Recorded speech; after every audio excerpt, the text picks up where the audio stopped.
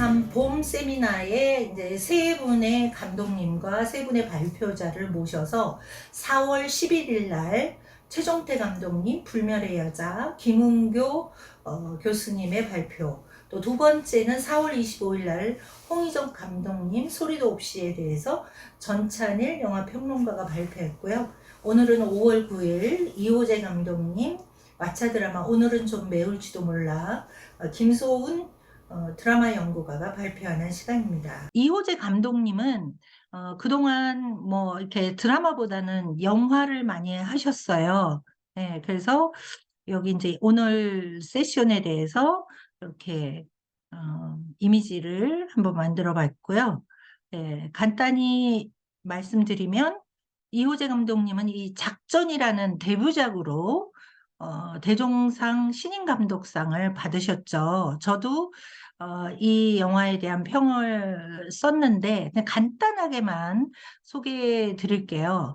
투기로 시작해서 범죄에 얽히면서 장기적인 투자를 하게 되면서 성공하게 되는 그 과정을 보여주면서 이제 개미 투자자인 강현수, 박영화 씨, 고 박영화 씨죠. 예.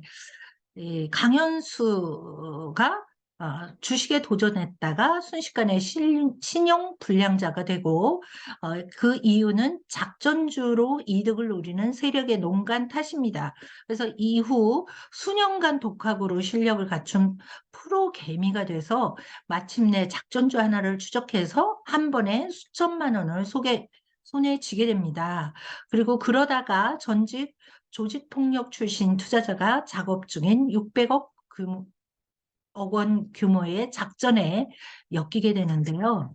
결국 권선징악으로 맺게 되는 결과를 통해서 투기의 불법성과 위험성을 강조하는 영화였고요. 배우들의 연기도 탁월하고 굉장히 미장센도 뛰어나면서 편집도 스피디해서 굉장히 재밌는 영화였습니다. 두 번째 영화가 로봇소리라는 영화인데요. 이제 2003년을 배경으로 하고 있지만 2016년 영화입니다. 그 대구를 배경으로 이성민 씨가 연기하는 해관의 하나뿐인 딸 유주가 실종되는 사건을 통해서 딸의 흔적을 찾기 위해서 10년 동안 찾아다니다가 세상의 모든 소리를 기억하는 로봇 소리를 만나게 됩니다. 그래서 이 로봇 소리와 함께 딸을 찾아가는 이야기입니다. 그리고 사라진 딸을 찾을 수 있다는 마지막 희망을 안고 소리가 기억해내는 유주의 흔적에 한 걸음씩 가까워지는 그런 두 사람의 이야기. 그리고 정말 과연 이 영화에서 사라진 딸 유주를 찾을 수 있을까 하는 그런 기대감으로 영화가 진행되는 영화였습니다. 이성민 씨 연기도 뛰어나고요. 로봇소리라는 굉장히 기계인데 우리가 또 디지털라이즈된 그런 물건이면서도 굉장히 감성이 교류되는, 감성을 많이 느끼게 하고 부성애를 느끼게 하는 영화였습니다. 자, 그러면 그동안 이런 영화를 만드신 감독님께서 이제 왓챠 드라마 오늘은 좀 매울지도 몰라에 대해서 이제 발표하셨는데요. 거기에 대해서 김소은 드라마 연구가께서 오늘 굉장히 준비를 많이 하셨어요. 그래서 발표를 좀 듣기로 하겠습니다. 안녕하세요. 숙명여대에서 일을 하고 있고, TV 드라마와 영화와 뭐 연극 뮤지컬까지 이제 공부하고 연구하면서 이제 또 강의도 하고 있는 이제 김소은이라고 합니다. 오늘 만나 뵙게 되어서 반갑습니다. 사실은 이 드라마의 주인공은 쥐똥이더라고요. 그래서 쥐똥이 고추가 되게 의미 있었습니다. 그래서 매운맛 이야기를 나중에 이야기하도록 하겠습니다.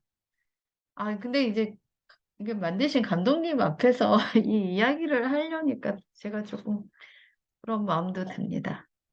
그래서 일단 작품 소개를 해드리면 이제 이 글을 이제 대본을 쓰시고 직접 만드신 이제 감독님이 이제 이호재 그러니까 감독님이시고 아까 소장님께서 이제 말씀해 주셨기 때문에 이 부분은 제가 조금 생략하도록 하겠습니다. 그래서 이 작품은 2022년 12월 1일에서 2023년 1월 5일까지 12부작으로 이제 만들어진 방송이 되었고요. 왓챠와 채널 A에서는 제가 알고 있는 걸로는 두 회씩 편성을 해서 방송이 되었습니다. 그래서 여기에 출연진은 여러분도 잘 아시다시피 이제 뭐 한석규 씨가 주인공이 해서 이제 김서영 씨, 그리고 나머지 분들은 제가 이렇게 이제 익숙한 배우들은 아니었습니다. 제가 그래서 이제 그런 분들이 이제 나왔고 이 이야기를 한마디로 얘기하면 그냥 대장암 선고를 받은 아내를 위해서 밥상을 차리는 남편의 부엌 일기. 이거는 이제 그 어느 뉴스에서 기사에서 이제 제가 인용을 한 부분입니다. 그래서 뭐 이런 이야기입니다. 그래서 제가 이제 이 작품을 보면서 이걸 어떻게 이제 리뷰를 할까 되게 고민을 했는데 이제 저는 연구자고 이론가이고 비평가이기 때문에 아무래도 이 작품에 이 드라마의 중요한 중심 라인이 이제 이렇게 구성된 것을 이제 중심으로 했습니다. 그래서 제일 먼저 이제 음식을 이제 만들잖아요. 그 한석규 씨가 주인공 이제 창욱이 음식을 만드는데 이제 이게 이제 음식을 이제 저는 이제 퍼포먼스 하는 거, 수행하는 것으로 의미를 했습니다. 그래서 이제 현상학적으로 이제 접근을 했습니다. 그래서 음식을 이제 제일 먼저 한석규 씨가 하는데 이 수행하는 것의 그 의미에 대해서 이제 살펴보았습니다. 그래서 처음에 보면은 사실은 이 드라마의 처음 부분에서 이 드라마에서 중요하게 생각하는 많은 그 핵심 중심 질문들이 막 제기가 되고 있어요. 과연 음식이 무엇이고, 음식을 만든다는 게 무엇이고, 또 그 중에서 맛있는 음식이 무엇인가, 이런 거를 처음에 이제 한석규 씨의, 그러니까 주인공 그 이제 창욱이죠. 이 창욱이 한석규 씨가 이제 나레이션을 계속합니다. 그래서 그 음식이 무엇일까? 근데 이제 사실은 전제가 되고 있죠. 이미 나레이션을 통해서 이 작품에서는 이제 마음의 문제를 이제 이야기를 하고 있습니다. 음식은 그냥 먹는 게 아니라 이제 마음을 나누는 거고, 마음을 나누면서 이제 소통을 하는 거다. 그래서 음식을 먹는 직접 사람들하고도 소통을 하지만 음식을 만드는 거, 그러니까 이제 저는 수행한다라고 봤는데 이 음식을 수행할 때 음식 각각의 이제 재료들하고 이 음식을 만드는 사람과의 이 소통의 문제를 이제 문제 제기화하고 있거든요. 그래서 그게 이제 그걸 가지고 이제 한마디로 여기 이제 맛있는 음식은 그래서 마음으로 만들어진다. 그래서 음식을 음, 마음의 관점에서 이제 접근하는 이제 드라마입니다. 그래서 그 부분을 이제 이야기했습니다. 그래서 저는 여기서 중요한 게 이제 이 주인공 창욱이가 음식을 만들고 그 음식을 만들면서 수행하는 것이 무엇일까? 수행한다는 이 퍼포먼스적인 관점에서 이제 좀 이야기를 했습니다. 접근했습니다. 제가 감독님한테 이제 감독님께 드리고 싶은 질문들이 있기 때문에 제 이야기는 좀 소략을 하면서 넘어가겠습니다. 근데 이제 원래 이제 수행한다라는 것은 이제 행동으로 실행이 되는 것이죠. 그래서 이거는 음식을 만드는 그 사건과 그것을 이제 감각하는 것 사이에 문화적 어떤 실천의 차원의 문제이죠. 그래서 음식을 수행하는 것 자체가 사실은 이제 인간으로서 한 존재로서 어떻게 이제 실존하는가의 문제와 이제 연결이 됩니다. 그래서 일반적으로 퍼포먼스 수행 이론에서는 수행한다는 것의 의미를 이렇게 이제 문화적 실천의 문제로 이야기를 하고 있습니다. 그래서 여기에서 이제 창욱이가 사실은 이제 병든 아내를 위해서 이제 음식을 만들면서 이제 음식 만들기 수행을 하는데 이 자체가 이제 하나의 사건으로서 이 드라마에서는 12회에 걸쳐서 이제 계속 그, 그 자신의 실제를 자기가 존재하는 것 자체, 왜 창욱이는 음식을 만들고 내가 여기에서 음, 존재하는 것에 대한 이제 존재하는가 이 문제에 대한 증명을 이제 음식 만들기를 통해서 이야기를 이제 해나갑니다. 그래서 이제 창욱이가 주된 그 거점하고 있는 공간이 그 창욱 집 안에 그 주방인데 그 부엌인데 거기에서 창욱의 몸은 현상적으로 이제 존재를 하죠. 현상학적으로. 그래서 여기에서 이제 음식이 만들어지고 그 만드는 그 행위 자체가 이제 퍼포먼스적으로 이제 중요한 역할을 하게 됩니다. 근데 중요한 것은 그렇게 해서 이제 뭐가 중요하냐 했을 때, 어, 이제 이 주방은 이 부엌 음식을 만드는 것은 그 음식 만들기를 통해서 또 이제 또 거기에 있는 존재자들이 이제 먹는 걸 통해서 그 주방이라는 공간, 음식이 수행되는 공간, 만들기가 수행되는 공간은 하나의 이제 기업 공간으로서 이제 형성이 된다는 거. 이게 이제 굉장히 중요한 포인트였습니다. 이 작품에서 이 기억의 라인이 굉장히 중요하고 기억을 하기 위해서 음식을 만들고 또 음식을 먹기 위해서 기억해내는 이 두 가지의 행동과 행위가 계속 이제 반복적으로 이루어지고 있는데, 그 창호기 시점에서, 관점에서 음식을 만들기하고 수행하는 것은 하나의 이제 기억 공간을 형성하는 거. 기억을 하면서 또 이제 기억을 공간을 형성하기 위해서 레시피에 맞춰서 이제 음식을 만들고 그래서 이제 기록을 하고 그게 이제 블로그에 글쓰기를 하죠. 레시피 만들기와 이제 만들기가 이제 이루어지는데 그 레시피 쓰기가 이루어지는데 그 쓰기 행위 자체가 사실은 기억을 해내기 위한 그 이제 그런 행위로 이제 나아가는 거죠. 그래서 이런 식으로 이제 기억 공간을 만들어내고 있습니다. 그러면서 이제 중요한 것은 기억 공간을 그럼 왜 만들어냈느냐 했을 때 이거는 결국은 이제 관계 맺기의 문제. 근데 누구하고의 관계 맺기냐면, 뭔가 조금 좀 어긋나고 서로 관계의 문제가 조금, 어, 문제가 생겼던 자기 가족, 그러니까 아들과 이제 이 공간에 주로 이 주방에서 이제 이 집에서 주로 아내와 병든 아내와 그, 그 아들하고 조금 소원해진 이 가족들하고 이제 관계를 맺는데 이 음식을 수행하는 걸 통해서 이들의 이제 가족으로서의 관계 맺기가 좀 변화하고 이제 달라지는 이런 모습을 보여줍니다. 그래서 음식을 수행하는 것의 의미는 이들 간의 어, 새로운 관계를 맺는 것의 의미로 사실은 나아간다라고 저는 이제 봤습니다. 그래서 조금 이제 그런 입장에서 음식을 수행하는 것을 이제 봤습니다. 그리고 이제 두 번째 여기에서는 그 음식 자체가 기억이고 그 음식을 이제 기억을 하는 것이 이제 몸. 그래서 이제 이 몸과 기억의 문제는 굉장히 이제 중요하게 나타나고 있더라고요. 이 드라마에서는.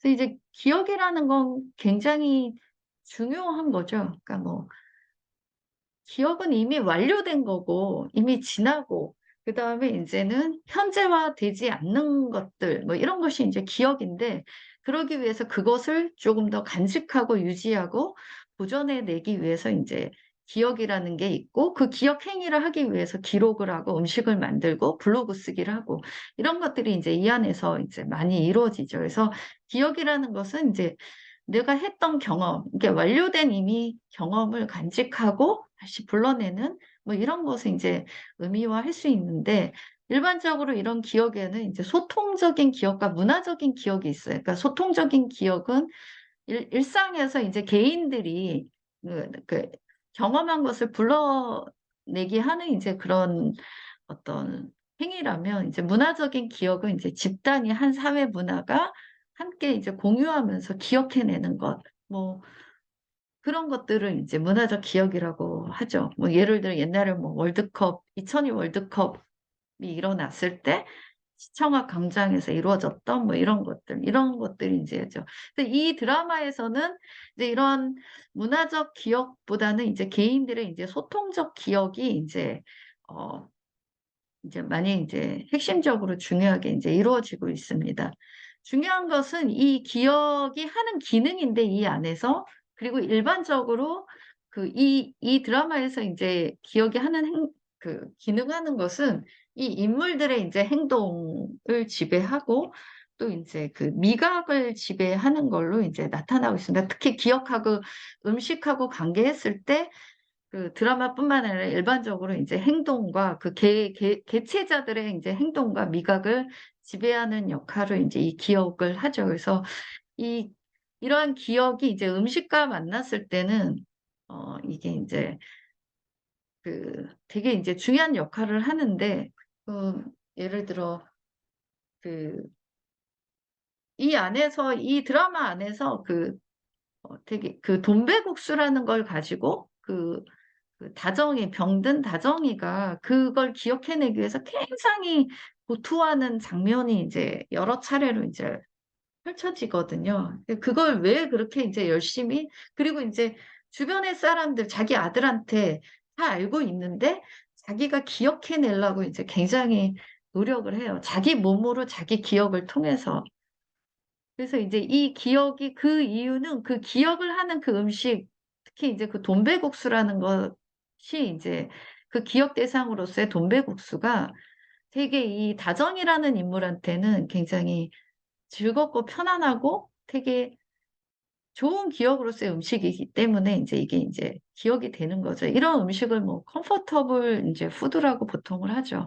그래서 기억과 음식은 이런 라인에서 이제 연결돼 있습니다. 그래서 제가 다정이가 이제 기억해낸 그 음식을 보면서 나한테 이제 comfortable한 푸드는 무엇일까라는 걸 생각해 보니까 그냥 저는 다 좋았더라고요, 음식하고. 그래서 특별히 어떤 거가 뭐 있지 않 이렇게 다정이처럼 또 어떤 음식이 아니라, 그래서 음식과 관련해서는 좋았다, 뭐 인제 이런 생각을 했습니다.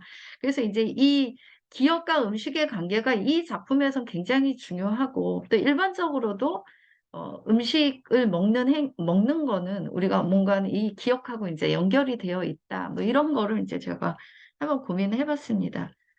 그리고 인제 요건 그냥 일반론적인 얘기인데, 이 음식이라는 것은 인제 인제 이 작품에서 되게 재미있으면서 좋았던 게 뭐냐면, 각각의 12회에 걸쳐서 나오는 그 레시피, 인제 거기 안에 있는 음식들을 이야기를 막 해 주잖아요. 그리고 병든 아내가 낙해해서 그리고 또 살게 하기 위해서 너무 좋은 음식들을 만들죠.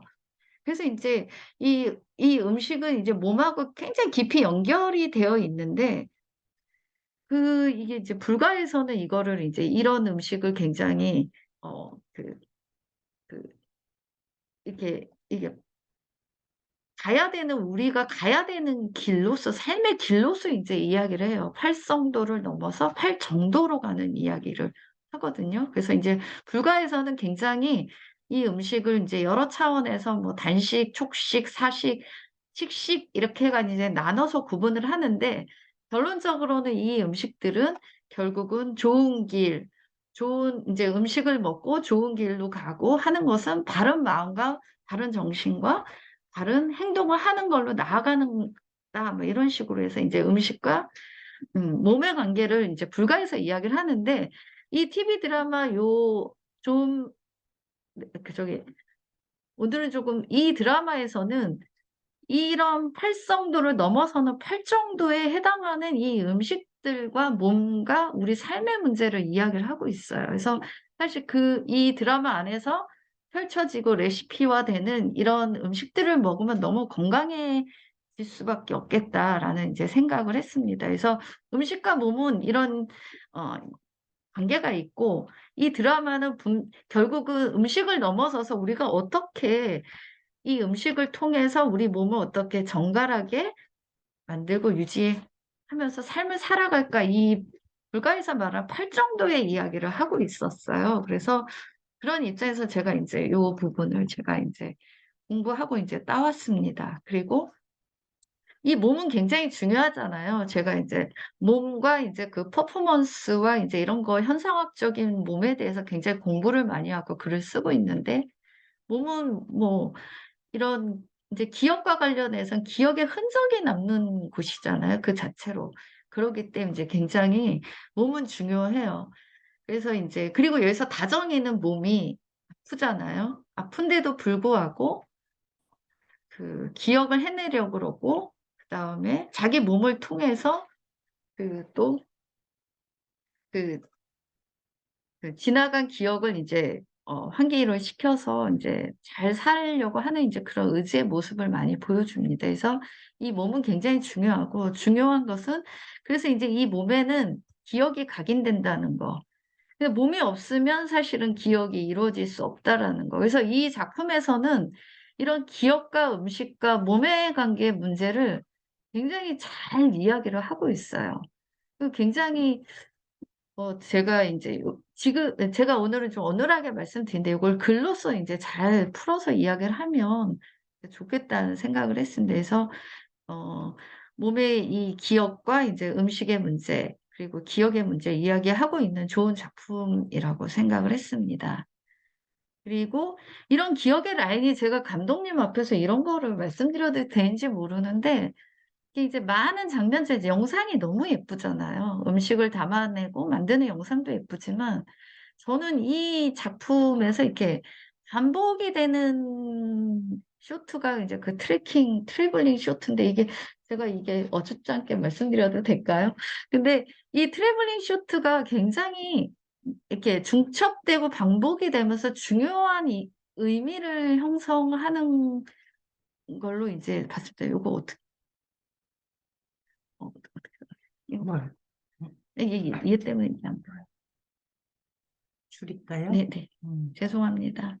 그래서 인제 여기에서 인제 그 트래블링 쇼트가 시간도 지연을 시키면서 그 몇 장면이 있어요. 그리고 인제 지금 장면 캡처를 못해서 한 장면만 했는데 이게 반복이 되는데 집 안에 이제 어 그 집 안을 그 이렇게 인제 그 촬영을 해요.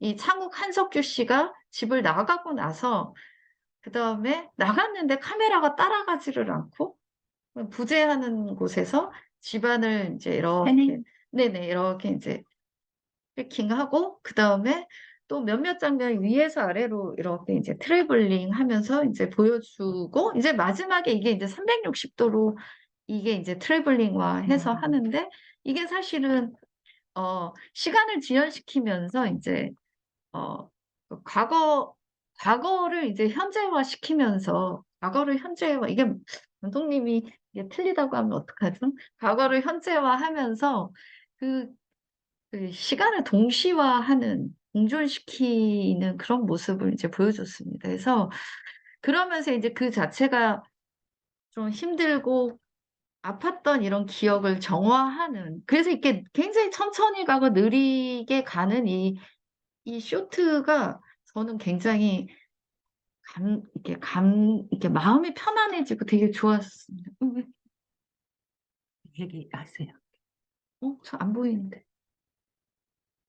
넘어가려고 그랬어요. 네. 그래서 인제 그런 기억을 재현하는 방식의 인제 트래킹 쇼트가 인제 잘 쓰이고 있는데 이 부분은 이따 감독님이 쪼금 더 이게 인제 좀 더 설명을 해 주셨으면 좋겠다라는 생각이 들었습니다. 그래서 이게 마지막에 여기가 360도 돌면서 아내와 이제 같이 왔던 제주도 걷기 하면서 이렇게 아내의 부재를 인제 360도 돌면서 아내를 이제 바람으로 환기하면서 이렇게 아내를 느끼고 그러면서 인제 아프고 안 좋았던 기억을 굉장히 즐겁게 정화하고 인제 즐겁게 기쁜 마음으로 이렇게 바뀌는 그걸로 인제 저는 쇼트화한 걸로 봤는데 이게 제대로 본 건지는 모르겠어요. 그래서 이런 걸 반복적으로 보여주면서 인제 이 기억을 이루어가는 재현의 방식이 되게 편안하고 좋았고 그리고 이게 인제 정서적으로 이 TV 드라마에 '그런 정서를 형성하는 중요한 쇼트 구성이 아니었나.' 하는 생각을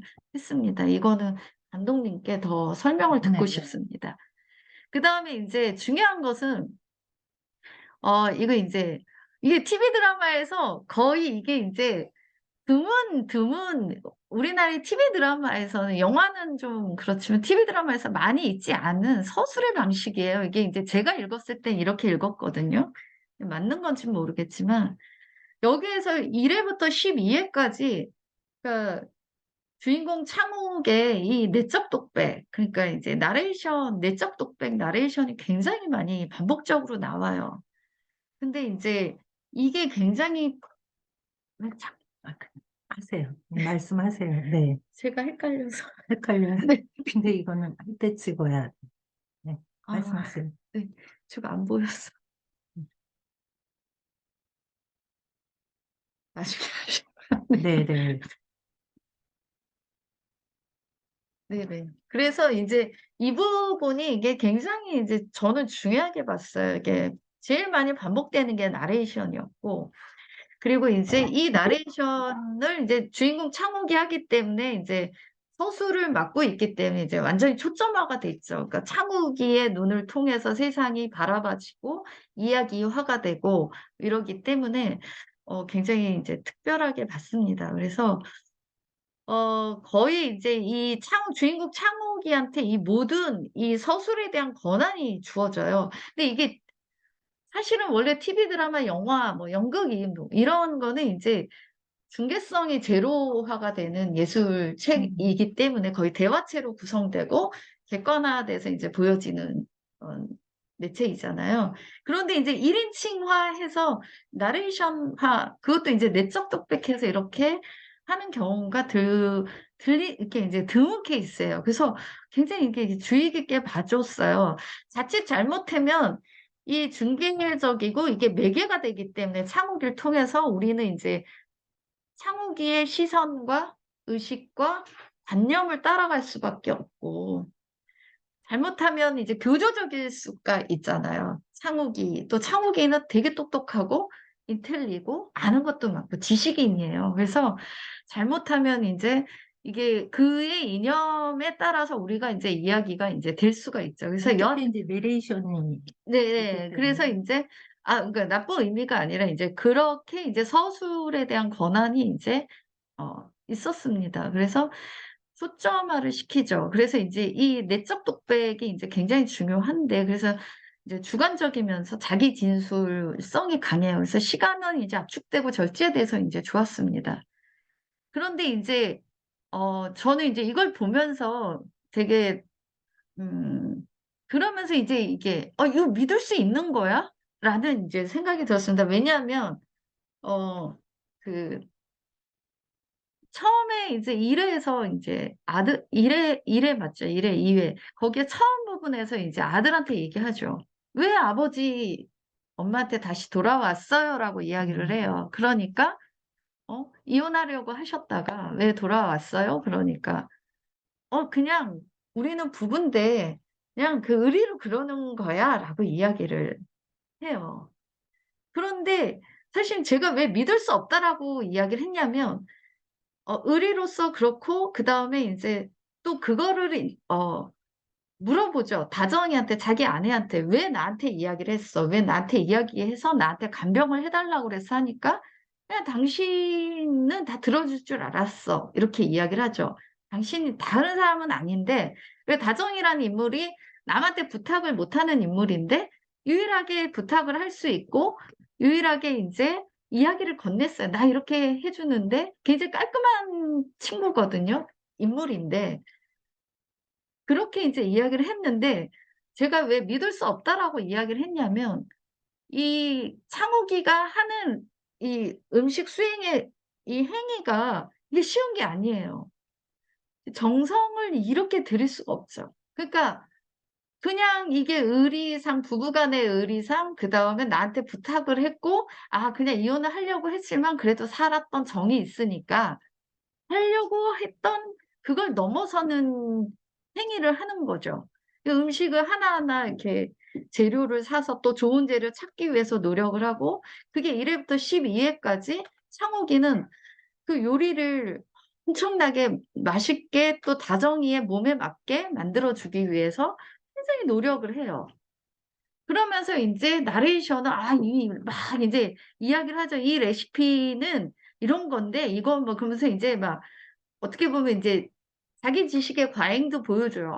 이게 인생을 이렇게 닮았어 하는데 그러면서 이제 쭉 이렇게 이제 나레이션 되고 몇 회를 거듭하죠. 근데 사실 이게 이제 믿을 만한가? 제가 이제 독자 입장에서 시청자 입장에서 보면 창욱이는 의리 때문에 이거를 하고 있는 인물이 아닌 거예요. 제가 봤을 때. 저도 이제 어 집에 가면 아이를 위해서 뭐 가족을 위해서 이제 밥을 만들고 하는데 음식 만드는 게 쉬운 일이 아니거든요. 그래서 특히 내가 사랑하는 내 아이를 위해서 음식을 만들 때 엄청나게 정성을 들여요. 하물며 재료 하나를 사기 위해서 몇 킬로미터 멀리 떨어진 가게까지 가서 사는데 창욱이가 그걸 하고 있는 거예요. 이 사람이 자기가 이렇게 전제했던 나는 이런 이유 때문에 이거 지금 레시피를 쓰고 있어. 그리고 뭐 하고 있어라고 한데 이거는 어 믿을 수 없는 거죠. 이게 '진실을 말하고 있을까?' 인제 이야기를 인제 그렇게 이제 저는 봤었습니다. 그러다 보니까 그게 이제 어디에서 나타나냐면 11 회 그러니까 3 회에서 12 회에서 인제 아들하고 인제 대화가 나와요. 근데 3 회에서 인제 상욱이가 아들하고 재호하고 이야기를 할 때 의리 때문이야. 그리고 엄마가 유일하게 나한테 부탁을 했어." 뭐 이런 식으로 얘기해서 내가 그런 입장에서 하는 거야 하는데 너무 정성을 들여서 이제 음식을 만들어 주죠. 근데 이제 제가 너무 인제 궁금했던 건 인제 11 회에서 그거를 인제 딱 그 아내 다정이의 나레이션이 인제 죽기 직전에 인제 11 회에 인제 나오거든요. 그래서 이제 이 시점으로 11 회를 인제 그동안 1 회부터 10 회까지는 창욱이의 시선과 나레이션 시점을 중심으로 서술이 되던 이런 상황이 11 회에 가면 다정이의 시점을 통해서 서술이 돼요. 그러면서 인제 그때 다정이가 인제 그런 이야기들을 하죠. 아내 다정이가 그 나레이션을 통해서 어 "내가 예전에는 이 남편을 이랬는데 내가 이 사람의 좋은 면모를 이제 알게 됐어." 그러면서 인제 사실은 인제 마지막에 인제 11 회에서 너무 세련되게 인제 죽음이 이루어지잖아요. 굉장히 감동적인 그 두 사람의 그 병원 씬이 굉장히 감동적이었는데 거기에서 인제 다정이를 통해서 인제 어 그 이야기가 되고 그때 인제 창욱이의 모습이 이제 보여지죠. 그러니까 11회 마지막에 창욱이가 손을 잡고 "나 이제" 다정이가 "나 인제 죽을 때 인제 준비가 된 것 같아." 이 한마디로 인제 다정의 죽음이 인제 암시가 되는데 그때 인제 창욱이의 시선, 눈빛, 태도 뭐 등등등에서 이미 인제 상욱이가 어 단순하게 자기 아내를 병구안하는 그런 인물로서가 아니라 그 이상의 감정을 갖고 있는 인물로서 인제 포착이 돼요. 그렇게 인제 저는 구성이 되는 걸로 봤거든요. 그리고 거기에 대해서 12 회에서 마지막에 인제 공항에 가는 공항 씬에서 인제 아들하고 이야기를 하죠. 야 알고 보니 인제 아들이 그러죠. 아들이 인제 물어요. 제가 이게 대사를 다 썼는데 이거를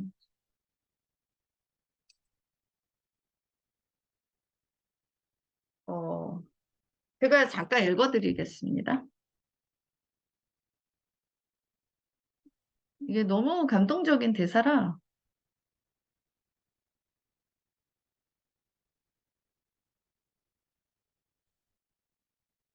어 근데 이렇게 이야기를 해요. 그 아버지한테 이혼하시려고 했는데 "왜 인제 그랬냐?"라고 이야기를 하죠. 그러니까 제가 지금 눈이 안 좋아 가지고 잘 보이지가 않네. 잠시만요.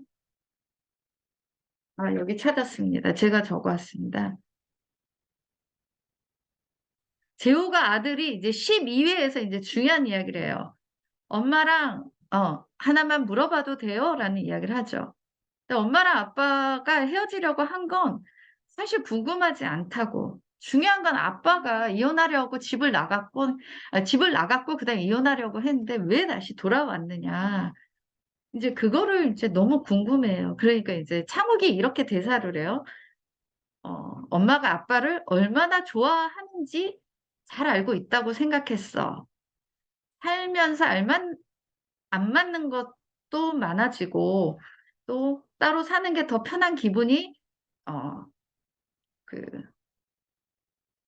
들어도 내가 필요하다고 하면 언제든 엄마가 아빠를 받아줄 거라고 생각했어. 그래서 그렇게 한 거고.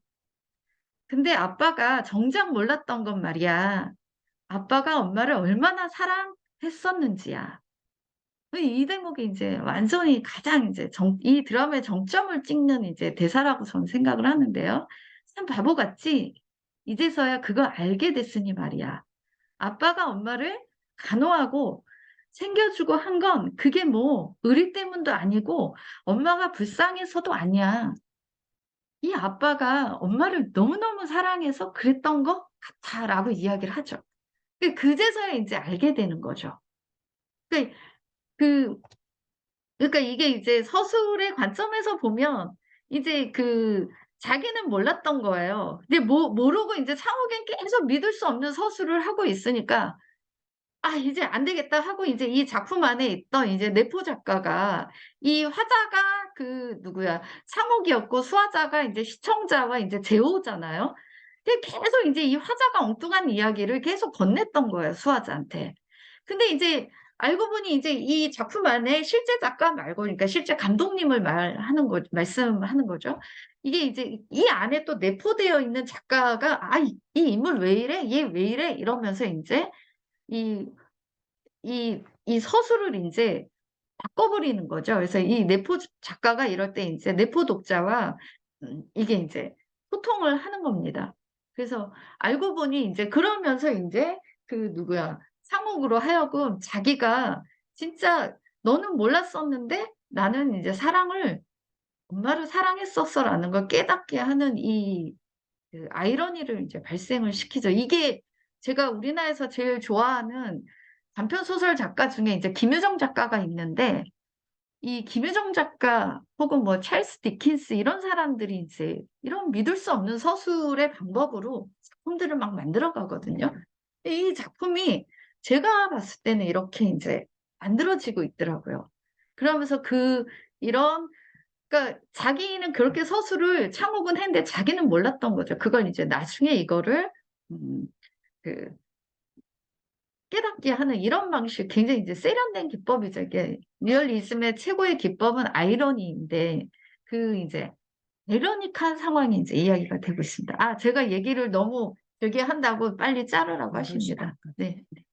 그래서 인제 믿을 수 없는 그런 서술이다. 이게 이제 제가 본 게 맞는지는 모르겠지만 이런 굉장히 이런, 그래서 이 작품 보면서 아이러니한 어떤 이런 삶의 느낌을 인제 환기할 수 있었습니다.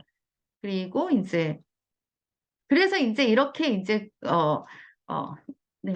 이렇게 인제 몸으로 인제 글을 인제 그렇게 서술은 이루어졌고, 그다음에 직접 인제 창욱이의 인제 이 글쓰기 작업은 레시피 쓰기이잖아요. 그 레시피를 쓰는 건 단순한 음식에 대한 기록이 아니라 결국은 아내를 기억하고 아내와 함께 있었던 그때 인제 삶의 편린들을 기록해 내기 위해서 어 그 하는 레시피인데 저보고 빨리 끝내라고 하십니다. 그래서 인제 결국은 이 레시피 쓰기는, 네네네, 기억 쓰기의 문제이고, 이 기억 안에는 아내와 지냈던 인제 슬픔의 문제들이 인제 이야기를 하고 있죠.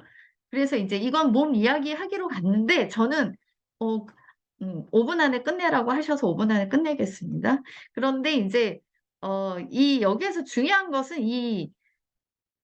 게 이 회차의 제목들이 되게 재미있었어요. 특히 레시피를 만드는, 그러니까 회차의 제목도 재미있고 즐거웠는데 그 안에서 만들어진 레시피의 제목이 인제 중요했습니다. 그게 뭐하고 연결이 되냐면 여기는 인제 쓰기의 문제가 있는데, 이게 아내와 창욱이 얘기했지만 이걸 쪼금 더 은유적인 것으로 쪼금 더 한 차원 높이면 이게 이제 아내는 출판사 사장이고 이제 문자 세대에 속한 사람, 그래서 이제 책을 만들어서 이렇게 하는 사람이고, 이 사람은 레시피를 쓰는데 이게 이제 블로그나 이 디지털 이 매체를 통해서 인제 글을 쓰는 사람이에요. 그래서 사실은 아내가 죽고 이 사람이 창욱이가 인제 계속 블로그를 쓰는 행위가 이루어지는 것을, 이제 뭐 쪼금 더 다른 차원에서 이야기하면 이제 시대의 기억술의 변화, 그러니까 기록을 해서 기억을 하기 위한 이런 기억술이 변화되는 거? 그래서 인제 이런 것을 인제 봤습니다. 그래서 이것이 인제 다 몸 이야기로 인제 이루어지는 거예요. 그래서 이 작품에서 몸이 굉장히 중요한 걸로 인제 저는 봤고요. 근데 재미있는 건 이거였어요. 그래서 이제 망각을 하지 않기 위해서 여기 보시면 이런 쥐똥고추를 넣은 고기와 이런 쓰지 않은 무연 자체 이게 굉장히 앞에서 이게 수식이 길어지잖아요. 뭐 달걀 이불을 덮은 볶음밥 도시락 뭐 이런 식으로 이제 그, 그 요리를 그냥 도시락, 오믈렛 이렇게 하질 않고 이렇게 하는데 이게 굉장히 구술 시대, 구술 문화에서 많이 나오는 기억 환기법이 있거든요. 그러니까 늑대와 춘물이라는 영화를 보면 거기에 캐릭터들이 뭐 주먹 쥐고 일어서 뭐 이런 식으로 이루어지잖아요. 그래서 이게 이제 그런 구술적 제목을 가지고 이런 것이 이제 환기되는 것이 이제 굉장히 재미있었고 굉장히 창의적이고 즐거웠다라고 생각했습니다. 그래서 이런 기억을 하기 위해서 탈망각하기 위한 많은 지향의 움직임들이 이 TV 드라마, 이 작품 안에서 너무 많은 게 이제 생동하고 있다.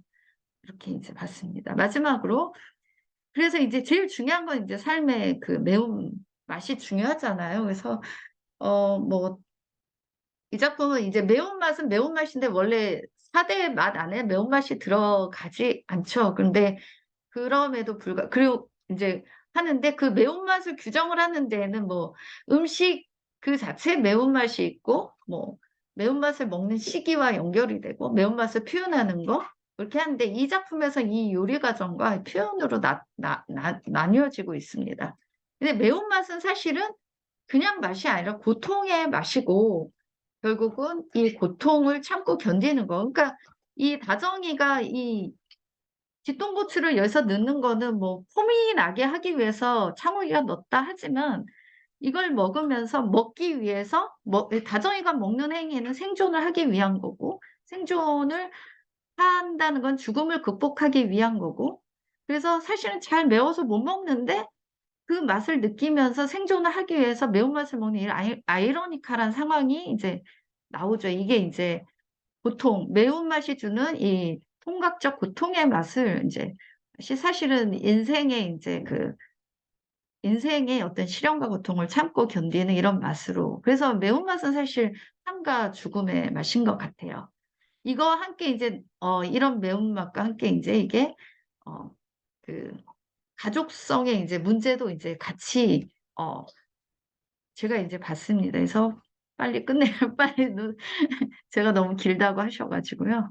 그래서 뭐 그렇게 이제 봤습니다. 그래서 요런 맛이고 이 쥐똥이 고추는 여기에서 그래서 중요한 역할을 하고 그 외에도 양파, 파, 마늘이 반복적으로 계속 매운맛을 이제 형성하고 있습니다. 그래서 이제 제일 중요한 거는 저는 이게 제일 중요했습니다. 또 이따가 여쭤볼 이야기인데 이 매운맛을 통해서 이제 여기에서 여기에서는 이 가족 이야기, 이 서사가 요리하는 남편 자체가 굉장히 가부장적인 그 남성의 어떤 모습에서 벗어나는 거잖아요. 남성 중심적. 그래서 이제 이것이 이제 함께 밥 먹는 행위로 가면서 소원해지고 서로 분리되고 갈등이 많았던 가족들의 관계성을 회복하는 걸로 이제 가고 있습니다. 그래서 이 매운맛이 결국은 탈가족이라는 건 이제 가족의 범주에서 벗어나는 이 포스트 모던한 가족의 모습을 이제 탈가족적이라고 이제 이야기들을 하는데 그런 것을 이제 회복하는데 이제 저는 이제 이따가 질문을 하겠지만 이 그렇다고 이게 완전히 가족성을 회복한 작품은 아니거든요. 근데 이 포스트 모던한 이 시대에 감독님께서 이런 탈가족적인 것 정서를 해체하고 다시 가족으로 회귀하고 싶으셨는지 그렇지 않으셨는지 궁금한데 저는 가족적 정서를 회복하면서 중요한 건 개별자들 하나의 개체로서 그 생명체로서의 그 존재하고 그러니까 존립하는 것에 문제를 더 제기했다라고 이제 저는 생각을 했습니다. 그래서 그래서 이제 그런 생명 공간을 탄생하면서 그것은 중요한 기억의 이제 터로서 이제 의미화됐다라고 생각을 했습니다. 제가 너무 이제 길게 해서 이제 그래서 여기까지 이제 이렇게 말씀을 드리고요. 제가 좀 많이 부족한데 저는 이 작품을 이렇게 이제 봤습니다. 그리고 이제 질문하신데 저는 이제 감독님께 이제 그런 관점에서 이거 질문 드리고 싶은 건 이제 기억 라인이 전 중요하다 생각했는데 어쩌면 또 뭐 제가 잘못 보고 있는지 모르는데 이 작품을 통해서 이제 기억하고 싶은 것이 무엇인가, 무엇을 기억을 하게 하고 싶으셨을까, 뭐 이런 게 이제 전 개인적으로 궁금했고, 왜 이런 것들이 기억되어야 하는가. 분명히 기억의 라인은 중요했던 거라고 저는 생각을 했습니다. 그리고 이제 아까 서술, 믿을 수 없는 서술에서 상욱과 이제 다정의 목소리 시점을 마지막에 다정의 목소리 시점으로 11회를 구성한 건 와, 굉장히 이제 독특했고 탁월했다라고 생각을 한데요. 요걸 이제 의도적으로 스토리텔링화해서 이제 전략적으로 짜신 건지 이제 어떤 의도로 이제 그렇게 시점 구성을 하시고 하셨는지 특히 또 창욱이를 왜 내적 또 나레이션화 하셨는지도 궁금했고요. 그다음에 저는 이제 심파우드 연구하는데 이 작품은 그 8월의 크리스마스처럼 감정 노출이 너무 안 돼요. 너무 이렇게 조절이 되고 통제가 되고 있는데 저는 조금 더 뿜어져 나오면 좋겠다. 근데 또 나오면 안 좋겠다. 뭐 이런 생각도 했었거든요. 그래서 그런 감정 노출이 되게 없었는데 더 막 심파적으로 울고 이런 게 없었는데 그래서 이제 이 작품 굉장히 세련되고 아름답게 느껴지긴 했는데 그런 이유가 있었을까? 그 다음에 이제 이 작품을 만들게 된 동기 소설 제가 책도 읽었거든요. 근데 이 책에서 이제 되게 책이 더 두껍고 에피소드가 많은데 여기에서 이제 12의 이야기들을 이제 뽑아내셨는데 마치 이 책을 읽으니까 중요한 부분들을 이제 다 뽑아내셔서 드라마화 하셨더라고요. 그래서 이제 이 작품을 만들게 된 동기와 뭐 그다음에 아까 가족 이야기를 제가 했는데 이런 가족은 어떤 의미를 지는지 알고 싶고 마지막으로 전 이게 이제 제일 또 궁금한 게 이 OTT 플랫폼에서 만드셨잖아요. 그러니까 이제 저희 잘 모르겠어요. 이제 OTT 플랫폼이 요즘에 TV 드라마, 영화를 제작하고 방송해서 하는데 이런 것이 갖고 있는 이제 의미와 가치, 그런 미래의 전망이 이제 무엇인지 이게 굉장히 디지털화된 거잖아요. 그래서 여기에 대해서 이제 궁금합니다. 제가 너무 작품을 어눌하게 읽고 어눌하게 말씀드려서 너무 송구합니다. 저는 되게 즐겁고 행복하게 봤던 드라마이고 제가 나중에 글로서 잘 논문으로서 구성을 해서 잘 또 이야기하도록 하겠습니다. 감사합니다. 뭐, 분석력이 가로, 세로, 높이, 깊이, 넓이, 뭐, 이거를 다층적으로 분석을 해서 이 드라마가 가지고 있는, 정말 엑기스부터 디테일까지, 아주 열심히 꼼꼼하게 분석하시면서 또 감독님께 궁금한 점, 이렇게 정리해 주셨습니다. 오늘 발표하시느라고 너무 준비하시느라고 너무 애쓰셨어요. 너무 훌륭한 발표였습니다. 어, 오늘 참여한 사람은 많지 않지만 이제 시네라초 유튜브를 통해서 우리가 함께 이제 많은 분들과 이 내용을 좀 공유하고자 합니다. 잘 편집할 거고요. 지금 요 5개 중에서 감독님께서 말씀하시기 편한 거를 먼저 이렇게 섞어서 말씀하셔도 좋고요. 뭐 여기서 하나하나 말씀하셔도 좋고 자유롭게 감독님께서 이제 음소거 해제하시고 말씀하시면 저희가 경청한 다음에 또 청중의 질문을 받는 시간으로 하겠습니다. 네. 이렇게 차근차근 예, 잘 분석해 주셔서 너무 감사하고요. 예. 뭐 너무 많이 듣는 말씀이시겠지만 뭐 만드는 사람이야 만들 때는 뭐 이런 생각 저런 생각 다 담아서 만들지만 막상 이게 이제 이번에는 상영이 아니라 이제 방영이죠. 방영을 통해서 이제 시청자들하고 만났을 때는 시청자분들의 그 소화 아니면은 그렇게 받아들이시는 게 항상 정답이라고 생각을 하고 거기에 어떤 생각이 담겨 있었었는지는 심지어 기억이 잘 안 날 정도로 예, 뭐 찍기는 열심히 찍었습니다만 아, 제일 중요한 거는 그건 것 같아요.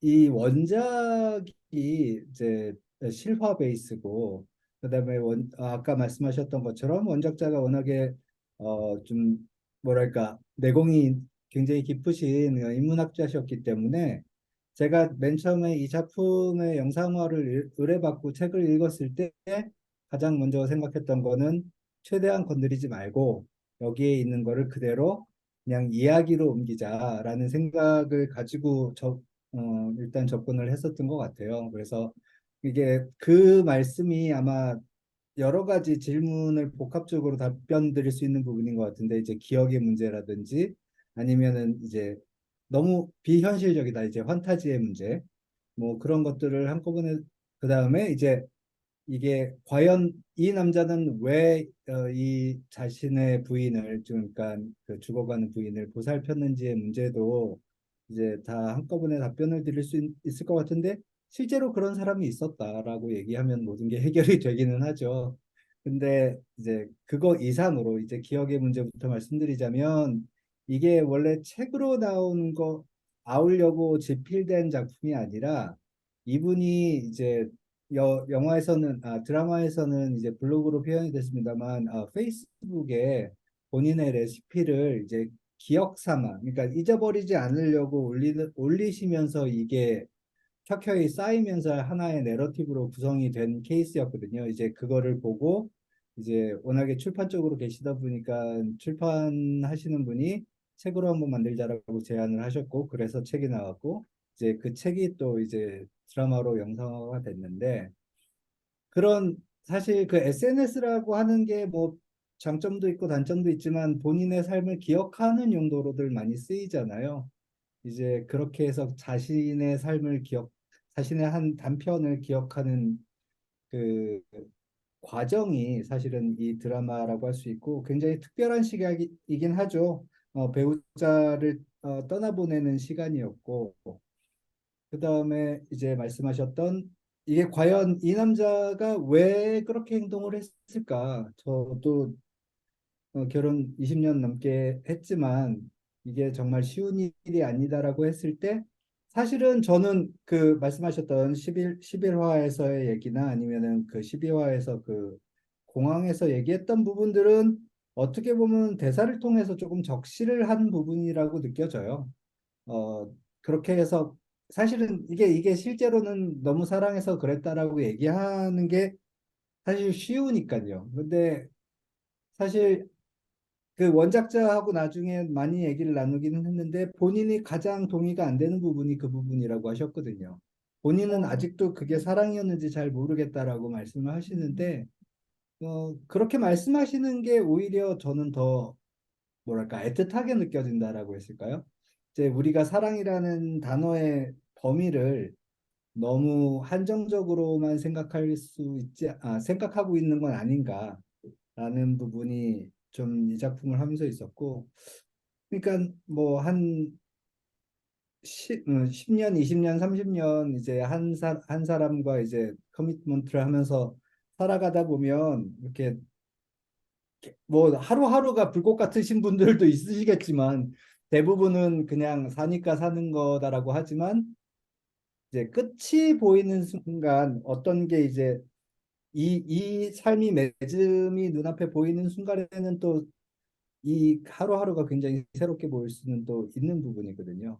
그래서 저는 이 작가님이 실제로는 3년을 병관을 하셨다라고 하셨는데 그리고 그 인터뷰집 그분의 인터뷰집에서도 사실 거의 30년 넘는 결혼 생활 중에 이 3년이 가장 그 본인도 그러했고 배우자분도 그러했고 행복한 시간이었다라고 얘기하시는 걸 보면 이게 끝이 예정이 돼 있기 때문에 하루하루에 최선을 다했고 그 다음에 밥을 먹을 수 없기 때문에 더 맛있는 걸 해주려고 애를 썼고 그러니까 항상 시간이 한정적으로 많고 정말로 요즘 사실은 이제 먹방이라고 하는 것들이 가지고 있는 그 특성들이 있잖아요. 잘 먹죠. 맛있게 먹고 많이 먹고. 하지만 그러지 못하는 상황을 다루는 이제 음식 드라마라는 부분이 사실은 이게 제가 원작을 봤을 때, 아, 내가 또 하나의 음식 드라마를 만드는구나라는 그 뭐랄까, 좀 저 내부의 저항을 극복시켜준 컨셉이었던 것 같아요. 네. 저도 말이 너무 기네요. 아, 그 질문이 한 몇 가지 있으셨는데 이제 질문도 아니 들으시는 분들도 까먹으셨을 것 같아서 제 대답은 여기까지 하고 다시 질문 대답하는 형식으로 진행을 할게요. 지금 화면 공유가 안 돼 있나요? 질문이? 네?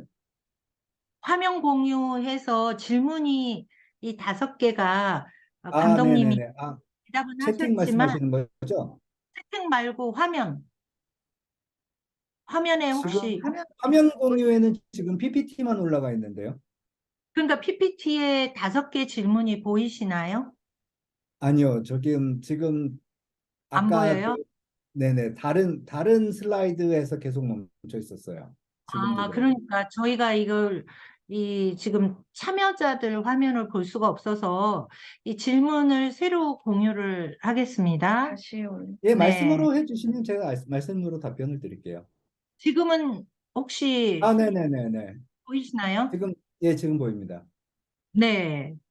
이거였거든요. 그러니까 여기서도 지금 여기서 다른 식으로 또 뭐, 플로우에서 네네. 아니, 우선 이 내용에 대해서 아까 이제 화면이 공유가 제대로 안 됐나 되셨구나. 봐요. 네. 그러니까 이게 지금, 다시 한번 네, 보시고, 일단 그러시면은 기억의 관점에서 이 작품을 통해 기억하고 싶은 것은 무엇인가, 왜 기억되어야 하는가라는 부분들은 아까 제가 장황하게 좀 말씀드린 것 같고, 이제 창업과 다정의 목소리를 이제 나레이션으로 넣는 것.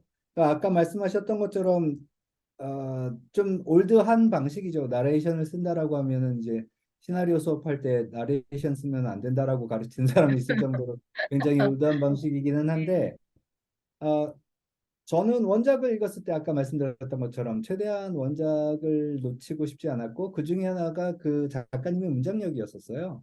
아, 굉장히 정갈한 문장들이더라고요. 그래서 이거를 좀 최대한 그냥 그대로 정말로 액면 그대로 좀 보이고 싶다라는 생각을 했고 그게 이제 나레이션으로 나간 건데 뭐 읽어보셨다라고 하시니까 아시겠지만 정말 어떤 나레이션들은 토시 하나 안 빼고 책에서 그대로 인용한 것들이 많거든요. 예, 그래서 저는 제 나름대로는 이런 방식이 좀 올드하기는 하지만 되게 잘 전달이 되는 방식이라고 생각했고 거기에는 분명히 또 한석규 배우님의 이제 그 목소리가 또 한 몫을 담당하지 않았나. 워낙에 이제 영화하고 달리 드라마라는 거는 사실 그 집중력에서 차이가 있잖아요. 이제 영화는 극장에서 이제 사람들을 모아놓고 큰 스크린에 불을 끄고 이제 2시간 동안 못 나가게 하면서 하는 그런 집중력에 있어서는 좀 장점이 있지만 드라마는 이제 뭐 설거지를 하시면서도 보고 딴 일을 하시면서도 보고 굉장히 산만한 환경에서 시청을 하신단 말이죠.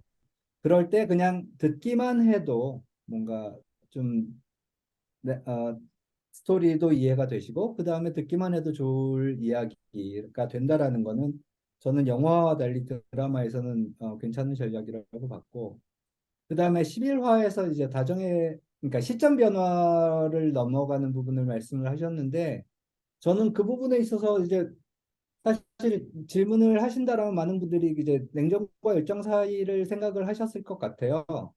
그 거기서도 이제 시점의 변화를 나레이션에 를 넘기는 방식으로 하는데 사실 냉정과 열성 사이가 그 방식에서 가장 유명한 작품이기는 하지만 그런 것들은 많이들 써왔었거든요.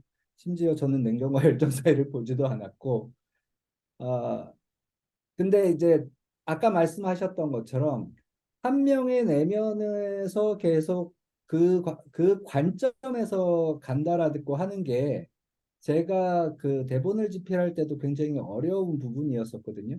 왜냐하면 이건 한 명의 기억으로만 만들어지면 분명히 이제 어떻게 보면 자기에 대한 굉장히 관대한 평가가 있을 수밖에 없잖아요. 작가님도 사실은 그러니까 원작자셨던 작가님도 그 부분에 대해서도 스스로 자유롭지 않다라고 하셨고, 상대방은 또 어떻게 받아들였는지를 잘 모르는 부분이 있으니까. 그래서 저도 이 드라마를 쓸 때 그 창욱이라는 캐릭터를 이해하기는 되게 쉬웠지만 다정이라는 캐릭터를 이해하기가 참 어려웠던 것 같아요. 항상 그 원작 안에서는 타자로 존재를 했었으니까. 그래서 한 번 정도는 이제 마이크를 넘겨서 그 사람에서 그 사람의 관점에서는 어떻게 이해를 했을까를 좀 그려보고 싶었고, 이제 워낙에 유명한 그 출판사 대표님이셨기도 했고, 그 돌아가신 배우자분이 아주 파편적이긴 하지만, 예, 인터뷰에서 그분의 성격 같은 게 나오는 부분이 있었기 때문에, 예, 그렇게 구성을 했습니다. 네, 세 번째 질문, 감정 노출을 최대한 통제하고자 한 이유. 뭐 그게 뭐 제가 만드는 방식이라고 해야겠죠. 저는 그러니까 아까 말씀하셨던 그 감정을 많이 담는 작품들, 이제 우리나라에서 많이들 하시고 많이들 보시는 방식이기는 한데, 저는 조금은 그런 것들이 너무 과다하다라고 생각하는 사람이라서, 예, 저는 사실 이 작품을 보면서도 충분히 감정이 노출이 됐고 전달이 됐다라고 생각을 하거든요. 근데 요 대답은 사실 두 번째 대답하고 엮어서 네 번째 대답에서 드릴 수 있는 얘기인 것 같은데, 이제 OTT 플랫폼에서 TV 드라마나 영화 제작 방영되는 거에 뭐 좀 질문은 굉장히 크긴 하지만 왓챠에서 했기 때문에 되는 것들이 좀 있었어요. 그러니까 네. 왓챠에서 했기 때문에 그렇게 뭐랄까 찐득한 심파가 아닐 수 있었고, 왓챠에서 했기 때문에 이런 스토리텔링 방식을 할 수 있었고, 만약에 이제 다른 OTT마다 이제 자기네들의 캐릭터가 있으니까, 다른 OTT에서 만약에 이 작품을 한다라고 했으면 아마 다른 방식을 좀 요구하지 않았었을까라고 생각을 해요.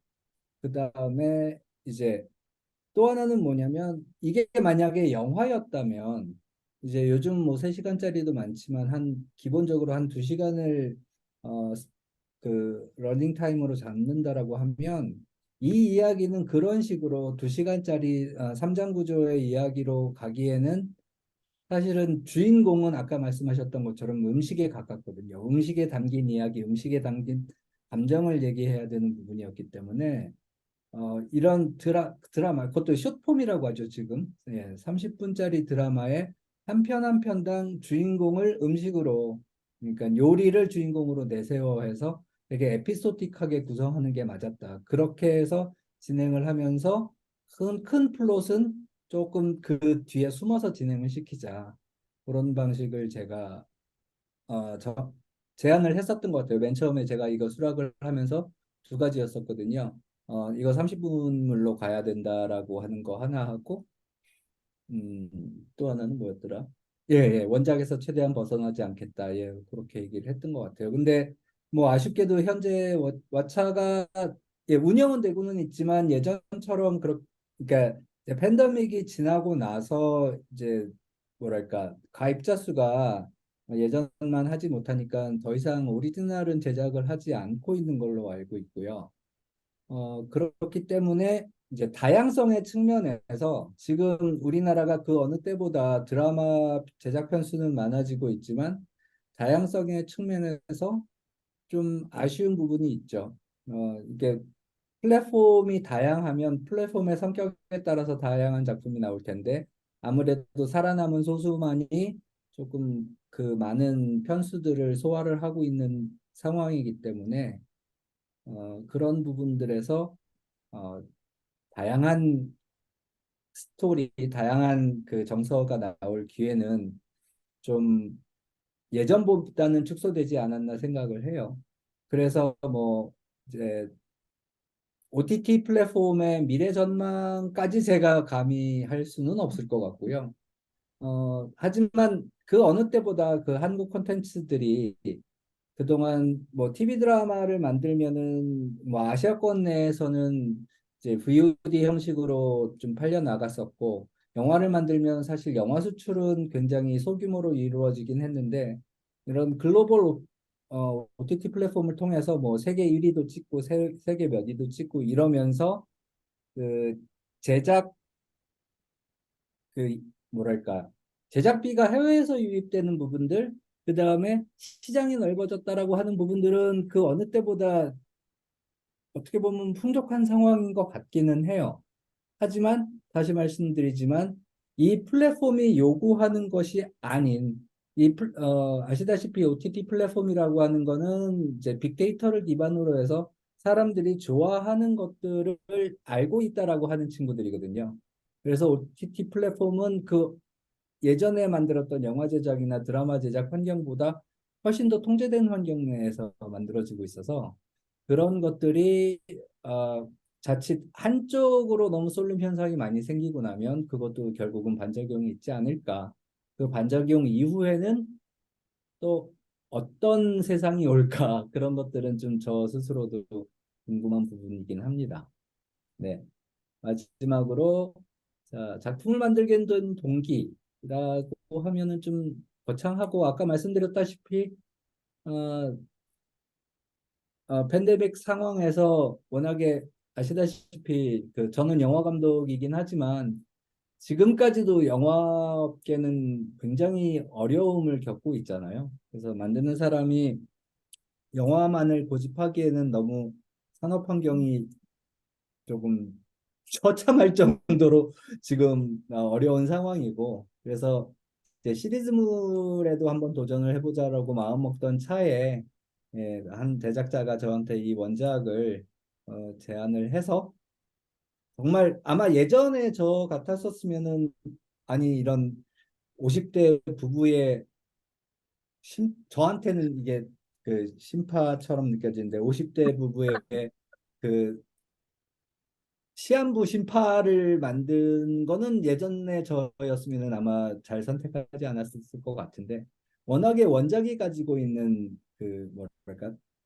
정서가 저한테 되게 다가오는 부분이 있었고 그다음에 저 스스로도 이제 나이를 먹으면서 나 이거 무슨 감정인지 알 것 같다라고 하는 저 스스로의 이제 이렇게 삶의 경험을 통한 공감이라는 게 있었기 때문에 예 그렇게 해서 작품을 선택을 한 것 같고 이제 시대와 관계 속에서 가족은 어떤 의미를 지니는가 물론 사실 가족이라는 이 단어 자체는 동서고금 뭐 서양 동양을 막론하고 굉장히 이렇게 말씀드리면 이상하지만 잘 팔리는 주제죠. 예, 예.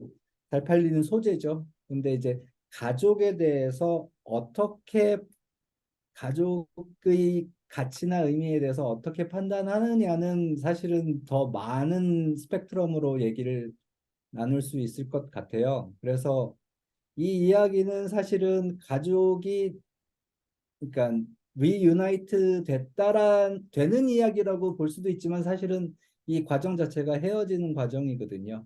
그래서 가족이 아들은 또 아들대로 이제 사실 성인이 돼서 자기의 독립생계를 뭐 여기서는 대학생으로 나오지만 독립생계를 꾸리면서 이제 해체되는 과정 사실 50대라고 하는 게 그렇잖아요.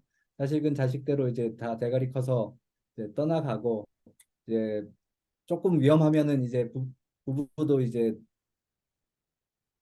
사별할 수도 있는 그런 타이밍인데 그런 이제 한 가정의 해체가 어떤 의미를 갖고 그럼에도 불구하고 여전히 이제 가족이라는 이름으로 기억될 수 있는 것들 그것들이 꼭 함께 있어서 혹은 서로에게 굉장히 각별하고 그러니까 살가워서만은 이루어지지 않는 거라는 거를 한 번은 짚어봤던 것 같습니다. 뭐, 예, 저도 그렇게 아주 심각하게 고민을 해서 했다라고 말씀드리기는 좀 부끄럽고요. 워낙 원작의 힘이 강했다라고밖에는 계속 말씀드릴 수밖에 없는 것 같아요. 그렇습니다. 네. 뭐, 다 전체적으로 다 하나하나 꼼꼼히 짚어가면서 말씀해 주셨는데요. 저는 이제 개인적으로 이렇게 본인이 직접 시나리오를 구성하는 거랑 이제 이 원작이 있는 거를 이제 사실 각색하는 이 작품에 있어서 또 각색의 과정과 의미 뭐 이런 거 조금 듣고 싶거든요. 네. 사실 제가 지금 이제 뭐 영화가 만들어졌거나 아니면은 저기 제작이 아쉽게 뭐 안 됐거나를 떠나서 제가 그 참여했던 제품 중에 한 두 편 정도만 제 오리지널 시나리오였고 나머지는 원래 시나리오가 있었다거나 아니면은 뭐 웹툰 원작이었다거나 뭐 그랬는데 저도 그 사실 창작자라고 한다라면은 내 이야기, 내가 이야기를 창조해낸다라는 거에 대한 욕심은 있을 수는 있을 것 같아요. 근데 그것도 사실 어느 정도 깜냥이 돼야 할 수 있는 일인 것 같고, 심지어 이제 스탠리 큐브릭 같은 경우에도 첫 두 작품을 제외하고는 계속 이제 어댑테이션만 하셨던 걸로 저도 알고 있고, 그래서 저는 뭐 내 이야기를 하겠다라는 욕심을 살짝 내려놓고 이제 남의 이야기를 어떻게 하면 잘 해석을 할 건가라는 부분에 집중을 하는 편인데 이번 지금 하는 작품도 사실 원작자가 따로 있고요. 지금 준비하는 작품이요. 예. 근데 사실 지금 또 각색 작업, 각본 작업을 하면서 꾸준히 느끼는 거지만, 물론 이 원작이 읽어보시면 아시겠지만 에세이고, 그 다음에 굉장히 파편적인 레시피에 가까운 책인데도 사실 무, 글이 좋으면 그 안에서 오는 그 인스피레이션은 또 다른 것 같아요. 그래서 그쵸. 지금 많은 작품들이 사실은 제가 우려하는 부분들 중에 하나기는 한데 오리지널 스크립트보다 사실 뭐 웹툰 원작이 됐든 아니면 리메이크가 됐든 뭔가 자꾸 영화가 혹은 드라마가 재활용을 스토리 재활용을 많이 하는 부분도 있기는 한데 그런 것들이 사실 원작이 가지고 있는 퀄리티 그게 되게 중요하다는 생각을 많이 하게 돼요. 그러면은 사실 해석도 새로워질 수 있거든요. 그런 부분에서 뭐 꼭 오리지널을 고집하는 게 사실 맞는지 틀리는지는 잘 모르겠지만 좋은 원작을 알아보고 만나는 게 되게 중요하다. 그 얘기는 뭐냐면은 기획자의 힘이거든요. 연출자가 뭐, 나 이거 좀 해줘, 판권 구입해줘, 뭐 그런 식으로 이제 감독이 역자안을 해서 만드는 경우도 있겠지만 대개의 경우 이제 기획자가 이 원작을 구입을 해서 감독한테 의뢰하고 그런 경우들이 상대적으로는 더 많기 때문에 결국은 훌륭한 독자가 훌륭한 창작자가 될 수 있지 않나. 예, 그런 부분들을 좀 많이 생각을 해요. 근데 만들어지게 하려면 많은 사람들의 동의를 얻어야 되는데 그만큼 만드는 사람들의 이제 취향도 되게 중요한 부분이거든요. 아주 소수의 제작자나 아주 소수의 감독이 이거 좋아라고 해봤자 이거 안 팔려라는 이야기로 딱 커트가 될 수 있는데 만드는 사람들의 뭐랄까 취향이 좋으면 그럴 기회가 상대적으로 좀 높아지겠죠. 네. 네. 그러면 이건 이제 공유를 이제 중지를 하고요. 이제 청중께서 좀 이 음소거 해지하시고 말씀하실 분, 질문하실 분, 예, 하시면 좋겠습니다.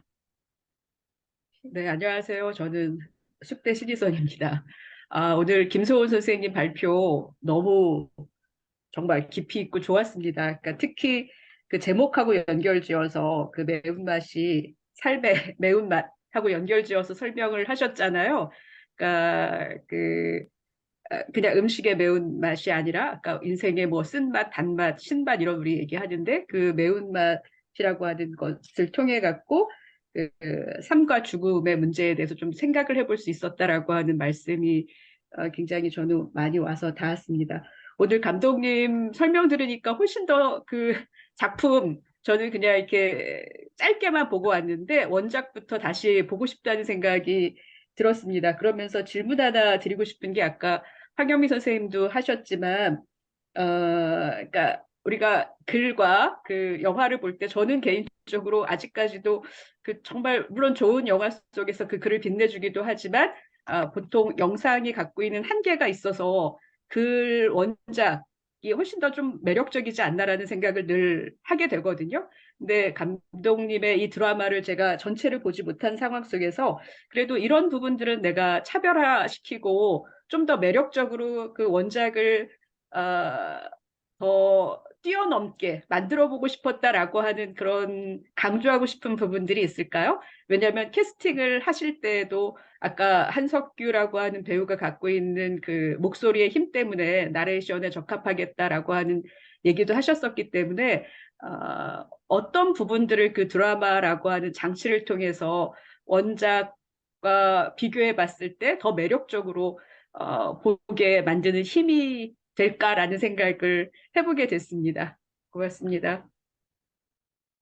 네, 감사합니다. 제가 원작을 뛰어넘는 무언가를 만들겠다라는 욕심은 정말 없었었고요. 왜냐하면은 사실 제가 그동안 많은 이제 스크립트도 받고 그다음에 이제 여러 원작이 있는 이제 기획을 받았을 때 사실 이번 작품만큼 원작을 훼손시키고 싶지 않다라는 생각이 든 작품이 없었던 것 같아요. 그거는 뭐냐면은 그 자체로 그 감정이라든지 아니면은 그 뭐랄까 구성이 이미 제가 봤을 때는 완성이 돼 있었었거든요. 그런데 사실 원작 책을 읽으신 분들은 아시겠지만 사실 레시피북이야라고 할 정도로 되게 건조한 측면도 없지 않아 있어요. 저는 그래서 사실은 행간에 있는 스토리를 꺼내는 작업, 그 다음에 아까도 말씀을 하셨겠지만 훨씬 더 많은 소제목이 있는데 그것들을 어떻게 제가 추려서 12개의 이야기로 만드느냐. 사실 어댑테이션이라고 하는 거는 리라이팅이라고 볼 수도 있지만 에디팅의 작업에 더 가깝거든요. 그래서 사실 많은 그 각색 작가들이 실패하는 부분이 원작에 있는 것들을 다 담으려고 하는 부분들, 원작에 있는 나레이션이나 원작에 있는 감정을 다 담으려고 하는 부분에서 주로 실패를 하는 것 같고, 제가 보는 관점에서는 여기에서 이것, 저기에서 저것을 꺼내서 이제 새로 구성하는 것, 그런 방식을 통해서 이제 사실은 저는 좋은 각색이 나온다라고 생각을 해서 저도 여기서 사실 되게 많은 그 에피소드 중에 12개만을 추려내는 거는 쉽지는 않았고, 사실은 12개만 추린 게 아니라 어떤 에피소드 같은 경우에는 요리가 2개가 들어가는 경우도 있고, 어떤 에피소드 같은 경우에는 2회에 걸쳐서 한 부분도 있고, 그런 부분들의 이제 유두리라고 하죠. 그런 것들을 발휘를 하기는 했지만, 글쎄요, 제가 원작에 비해서 달리 만든 거라고 한다면, 그러니까 말 그대로 그냥 여러분들이 이제 그 이야기로 볼 수 있도록 극화시켰다라는 부분, 예, 그런 부분이 전부인 것 같아요. 저는 솔직하게 말씀드려서, 예. 네, 감사합니다. 그러고요, 그 내레이션이 한석규 배우가 성우 출신이라서 그런지 완전 압도당하던데요. 예, 그래서 뭐 그런 그 한석규 배우의 뭐 내레이션이라든가 뭐 이런 거에 커뮤니케이션이 좀 다른 배우하고 특별한 점이 있었거나 혹은 이런 점에서 뭐 더 편했다 작업하기가 그런 걸 좀 듣고 싶어요. 뭐 목소리 너무 야, 완전 진짜 너무 매력적이던데요. 네. 네, 원래 잘 아시다시피 한석규 배우님이 목소리로 이제 그 자리에 오르신 분이라고 해도, 예, 목소리와 미소로 올라가신 분이라고 해도 과언은 아닌데, 어, 제가 집필을 할 때까지만 해도 캐스팅이 완성되지 않았었기 때문에 이거를 누가 읽을 것이라고는 사실은 예상을 못 했었었는데, 어, 그냥 운이 좋은 케이스라고 봐야죠. 예.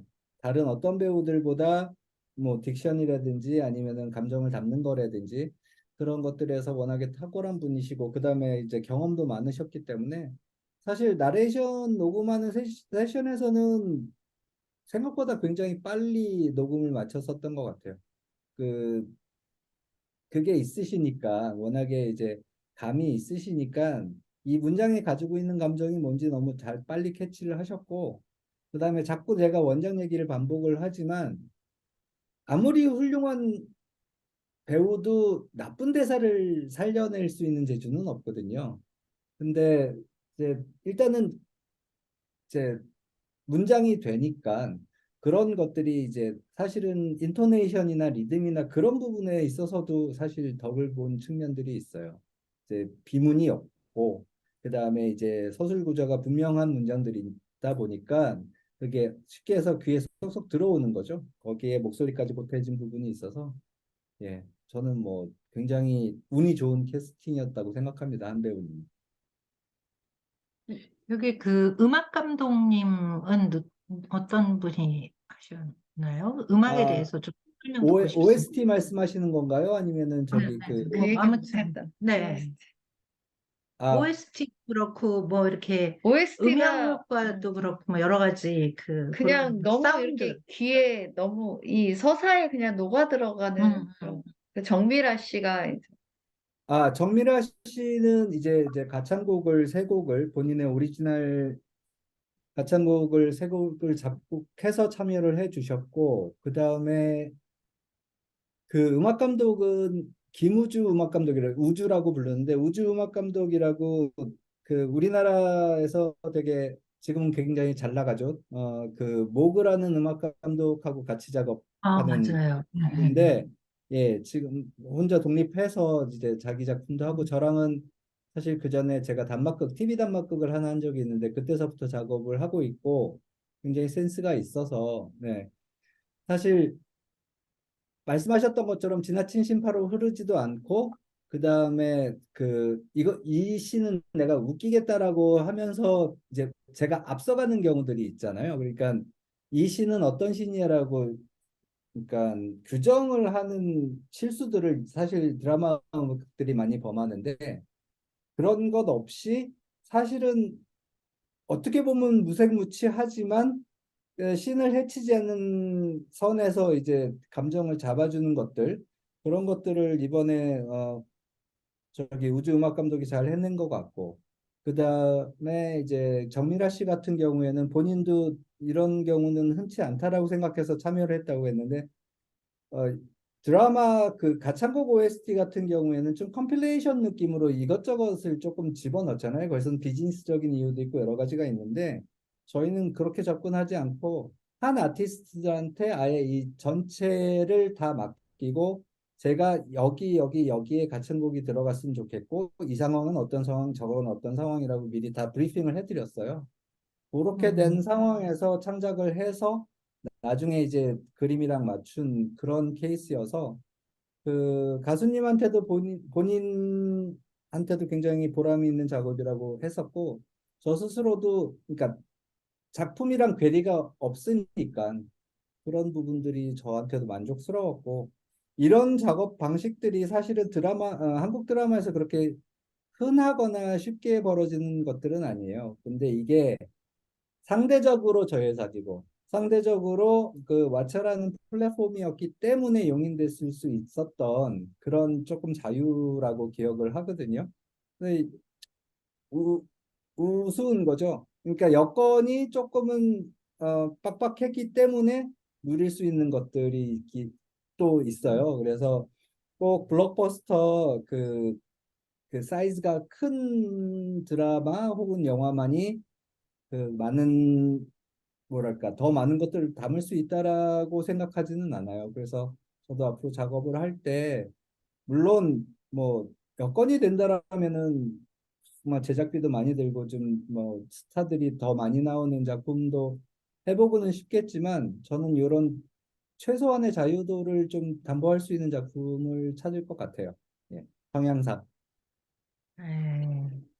메이킹 비하인드를 다 봤는데 감독님 이렇게 거기 메이킹 필름 거기를 굉장히 많은 분들하고 소통을 하실 때 굉장히 존중해 주시더라고요. 그래서 원래 깜짝 놀랐었습니다. 그런 부분들이. 하물며 주스 떨어지게 하는 씬 이렇게 만드시는 메이킹도 되게 인상적이었던 것 같아요. 아, 그리고 이제 그거는 한석규 씨가 이 작품을 하고 싶어서 내가 정말 하고 싶었던 것이야라고 이제 운이 좋으셔서 만나셨다 하셨지만 감독님께서 또 한석규 씨 말씀으로는 이 작품을 내가 너무 하고 싶고 하고 싶었던 작품을 만났다라고 말씀을 하시더라고요. 이게 요즘에 사실 모든 게 하늘의 선택인 게 당시 또 한석규 배우님이 스케줄이 안 될 뻔했는데 이게 뭐 어떤 작품은 어그러지고 어떤 작품은 밀리고 하면서 틈이 생겼고 사실 그분도 여러 작품을 해보셨으니까 이 플랫폼과 이 스토리라면은 우리가 어느 만큼의 반향을 일으킬 거라는 거는 또 예상이 다 되시는 분이잖아요. 그러니까 이게 그렇게 더 많은 시청률이나 아니면 반향을 끌어내지는 못하겠지만 해볼 만하다. 이거를 할 수 있으면 자기가 되게 만족스러울 것 같다라는 그런 판단으로 시작을 하신 것 같고 비슷한 말씀을 저한테도 해주신 적이 있고 예, 그렇기 때문에 사실 그냥 플랫폼 사이즈나 아니면은 이제 제작비 사이즈 대비 캐스팅이 좀 좋았었던 것 같아요.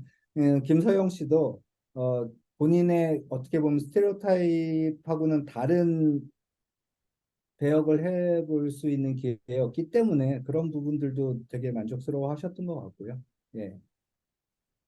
배려의 측면에 대해서는 저는 그렇게 생각하는 게 제가 누구를 배려를 해서가 아니라 그냥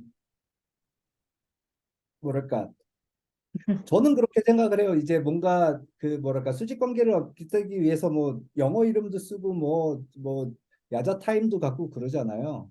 근데 저는 모두가 다 존대를 하면 나이를 극복할 수 있다라고 생각을 합니다. 예, 그래서 그런 저 나름대로의 그냥 기준을 가지고 그렇게 하다 보면 존댓말로도 충분히 혼낼 수 있고 존댓말로도 충분히 욕할 수 있고 그렇게 되더라고요. 네, 네, 그렇습니다. 네. 또 궁금해지는 게 지금 이제 다음 차기작, 지금 각색 작품으로 준비하고 계신다고 하는데, 이 영화인 거죠? 아니요, 아니요. 드라마에. 어, 드라마, 이런 플랫폼으로. 어, 이제 아직까지는 제가 초창기이기 때문에 플랫폼이나 아니면 캐스팅이나 그런 아, 것들을 말씀드릴 수 있는 단계는 아닌데, 이제 영화 감독이 이제 시리즈 혹은 이제 방송 드라마에 이제 좋게 말하면 진출이고 아니면은 편입될 수밖에 없는 현재 상황이라는 게 있고요. 그다음에 이제 저도 이제 저 스스로의 그 포지셔닝에 있어서 한 작품 해보니까 좀 장점이 또 있어요. 분명히 이 음, 이야기를 이렇게 그러니까 연속극으로 만들면서 생기는 장점들이 있는데 저는 제일 좋게 보는 부분이 저는 앙상블이 있는 작품을 좋아하는데 요즘 영화를 만들다 보면은 이제 주연들과의 앙상블 이런 것들을 다루는 이야기를 하기에는 너무나도 시간이 촉박하다라는 생각이 들어요. 그래서 좀 사이즈가 큰 영화들은 요즘 3시간도 쉽게 넘어가기는 하는데 제가 보기에는 관객들한테는 그건 조금 고통스러운 일인 것 같고요. 그래서 좀 여러 사람의 이야기를 엮어서 앙상블로 꾸며보기에는 나쁘지 않은 뭐랄까 방식이어서 뭐 기회가 된다라고 하면 저는 영화에 맞는 거라면은 영화에 맞는 이야기라면 드라마에 맞는 이야기라면 드라마 음. 가리지 않고 하려고 생각은 하고 있습니다. 일만 주신다면 뭐 광고라도 해야죠. 네. 아무튼, 다른 분들은 지금, 질문이 없으신 것 같고, 김소은 선생님, 또 마지막으로 한번, 말씀을 좀 해주시면서, 작품을 이제 연구하시고, 또 감독님 또 말씀도 들어보시니까, 조금 다르게 환기되는 점들, 어, 또, 논문거리 하나 더 건졌다. 그런 점들, 그런 거 한번 정리해 주시면. 네. 말씀을 이제 나누다 보니까 이제 그 결국은 작품을 만드는 그 사람의 사상과 감정과 생각이 담아내질 수밖에 없다라는 생각이 들었습니다. 감독님의 이제 어떤 인품. 네, 짧게 이렇게 이야기를 나눴지만 갖고 계신 이제 어떤 세계관이나 사상, 감정 이런 게 이제 이 작품 속에 그래서 사실 그게 이제 제가 느꼈던 이 작품을 통해서 느꼈던 어떤 그 감정과 정서의 문제가 결국은 이제 감독님의 이제 이 전체적인 연출을 통해서 이제 드러나는데 그게 이제 이게 매칭이 된다라는 생각이 들었습니다. 이 작품이. 그리고 음, 이제 OTT 플랫폼 가면서 이제 제가 뭐, 이게 또 만약 공개가 되니까 함부로 이야기하면 안 되겠죠. 그, 요즘에 이제 좀 OTT 플랫폼에서 만들어지는 또 반향을 일으키는 이런 작품들하고는 많이 이제 그 다른 관점에서 그래서 아까 감독님께서 이제 왓챠이기 때문에 가능했다 해서 여쭤보고도 싶었어요. 왓챠는 어떤 곳이고 또 다른 플랫폼은 어떤 곳인가도 이제 근데 또 이 공개적인 석상에서 또 그치, 이야기 그거는 나누기에는 얘기하기 애매한 어렵죠. 네. 입장이라 그리고 그런 또 변화하고 있죠, 지금. 그래서 넷플릭스도 변화하고 있고, 왓챠도 이제 네. 또 더 발전하면 또 다른 어떤 길을 여러 가지 이 방향으로 또 음, 확산이 될지 어떨지 모르겠기 때문에 지금 뭐 섣불리 규정하는 네. 거는 좀 네. 어려울 것 네. 같고요. 네. 네. 그러면서도 이제 우리가 느껴야 되고 생각해야 되고 읽어나가야 되는 시대와 인간의 어떤 맥락을 이 작품 속에서 우리가 놓치지 말아야 될 이런 포인트들을 이 작품에서 이제 이렇게 담아내서 저희한테 이제 상기를 시켜주고 주셨잖아요. 주시기 때문에 이런 작업이 계속 작품 속에서 나타나주면 이제 저희에게 이 시대를 사는 동시대인들한테 굉장히 긍정적이고 좋은 영향을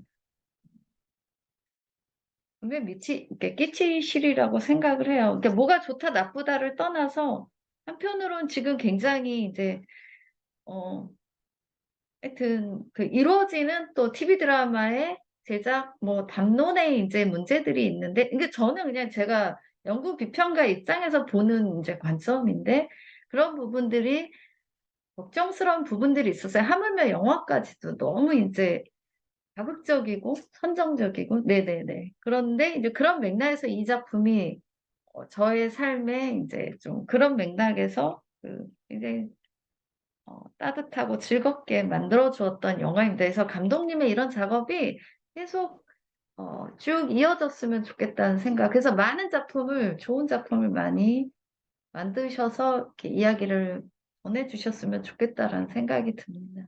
관객과의 대화 GV는 좀 많이 해보셨지만 이렇게 발표도 듣고 또 이렇게 하는 거는 또 처음 아니실까 싶은데 뭐 참여하신 소감 한 번만 들려주시면 감사하겠습니다.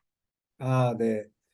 아, 이제 아마 대부분의 감독님들이 그렇게 말씀을 하시겠죠. 저도 이제 서두에서도 그렇게 말씀드렸지만 그 일단 제 손을 떠나면 제 거라고 생각을 하지 않고 이게 어떻게 해석이 되느냐는 철저히 이제 그러니까 시청자나 아니면 관객의 몫이라고 생각을 해서 그런 감상들을 말씀하시는 걸 제가 듣는 기회가 되는 건 항상 좀 흥미롭고 새롭고요. 그런 것들이 이제 짧은 이제 댓글로도 오고 아니면은 GB를 통해서도 오고 아니면 이런 세미나를 통해서도 오기는 하는데 어 워낙에 이제는 단문의 시대가 되나서 이제 긴 글을 통해서 생각들을 전하는 거를 서로 그런 식의 소통을 이제 더 이상은 사람들이 편안해 하지는 않아서 그 부분은 좀 아쉬운 것 같아요. 안 그러면은 자꾸 축약을 해야 되고 이제 지나친 축약은 항상 오독을 불러일으키고 그 다음에 사람들이 눈에 띄기 위해서 아무래도 좀 극단적인 표현들을 많이 쓰거든요. 그게 뭐 욕설이나 아니면 말을 세게 하자라는 게 아니라 그냥 되게 그레이어 에어리라는 게 있는데 회색지대라는 게 있는데 이제 내가 짧게 표현을 하기 위해서 자기가 그렇게까지 생각을 하지 않는데도 그렇게 얘기를 하는 경우들도 많이 발견을 하게 돼서 이렇게 좀 길게 얘기하시고 이야기를 주고받으시면서 그 과정을 통해서 이제 생각의 스펙트럼을 찾아가시는 거는 되게 좋으신 일인 것 같아요. 근데 저 스스로는 늘 항상 어색하고 그렇기는 합니다. 예, 그래도 불러주셔서 감사하고, 네, 앞으로도 많은 작품 가지고 이렇게 또 이렇게 토론하시고 하시면 좋을 것 같아요. 네, 감사합니다. 오늘 네, 이렇게 참여해주신 모든 분들 너무 감사드리고요.